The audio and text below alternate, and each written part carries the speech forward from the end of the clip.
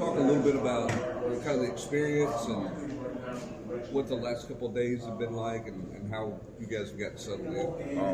It's been fun just being able to get here and travel and just being able. Last night we got a chance to go out on the ship, little cruise, little dinner cruise. We had a good karaoke time with the teammates. It's been real fun so far. We just been enjoying it. You know, the weather is not what we was imagining, but you know, we just been enjoying each other and just really happy to be here, honestly. So when you're talking and look at Clemson offensively, what stands out? What's the biggest challenge?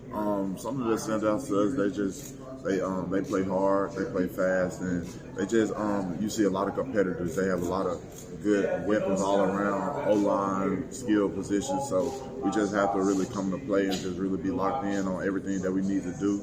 We've been watching film on them, and we know, like I said, they have a bunch of great players on their team. So we just have to really be able to lock in and focus on what they do best, which is try to run the ball.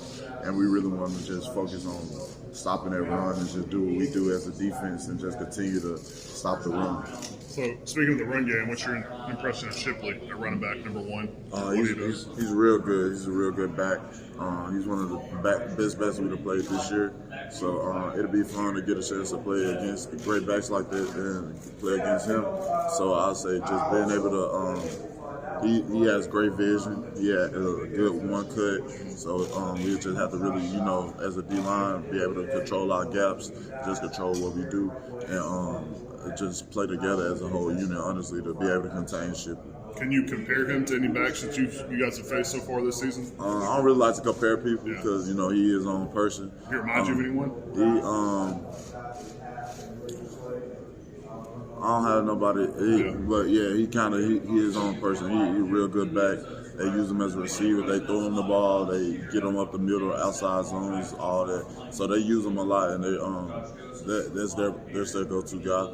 And we understand that, so we just have to really show up and be ready for the challenge. What's the challenge of facing a quarterback that you've seen basically a one full game of film? Mm. You know, when DJ was really been their starter for the last couple of years, is it a big challenge to switch from, you know, guys play for them for most of the 2 years and then only played one game really? It's a challenge just because, like you said, you don't have much film on him, but we know just based off of like what he has shown on the film that he's a winner, he's a competitor, and we know that he is a player on that team that makes the offense go. And we know that we have to be able to contain the quarterback. We have to be able to affect the quarterback. And but we know that he's a big part of this Clemson offense, and we know that he's really one of the people that, you know, pushes his offense to go and get them going and things like that. So we just want to be able to go out there and affect the quarterback and just let the chips fall where they fall. What's when you have a month off like this? From a tackling standpoint, what are the challenges there? How do you get back into kind of the physical play when you haven't played in a month? Well, I mean, the way Coach Hyde and them, they set up our practices, it was very like getting everybody back healthy and getting everybody back, you know, worked in the right way. So just being able to, you know, really focus on a lot of the small details, like just small tackling drills, you know, running our feet on different things like that. So it's been good just to really go back on this month, like on the fundamental prep of it. So I feel like that'll help us a lot because, you know, throughout the season, you know, you get so focused on the scout report and focus on everything that your team you're about to face coming up, where you the individuals or the things like that, it doesn't really get to a lot of fundamental work. So now we're able to get back to that fundamental work, and it's just been good being able to do that. Omari, what kind of discussions have you had with the guys that elected not to participate in this bowl game that you've been going to battle with all season and in your career? Everybody who elected not to participate in the game, I still have the utmost respect for them.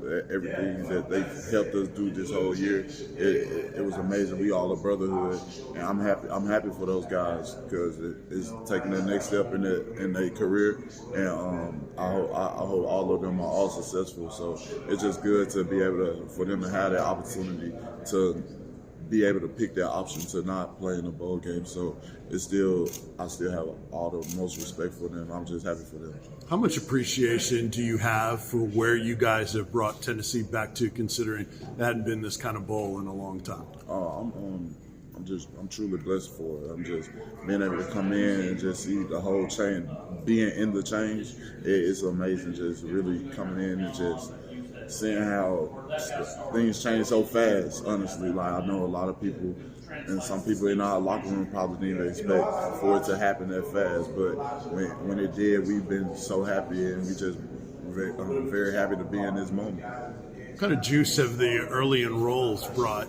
Oh yeah, they've been bringing some juice. They've been having fun, learning the team, learning how things go around as in our culture.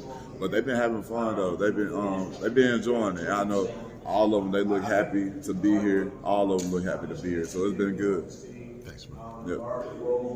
No Jeremy Banks. How does that change you guys defensively? When you don't have Jeremy Banks, like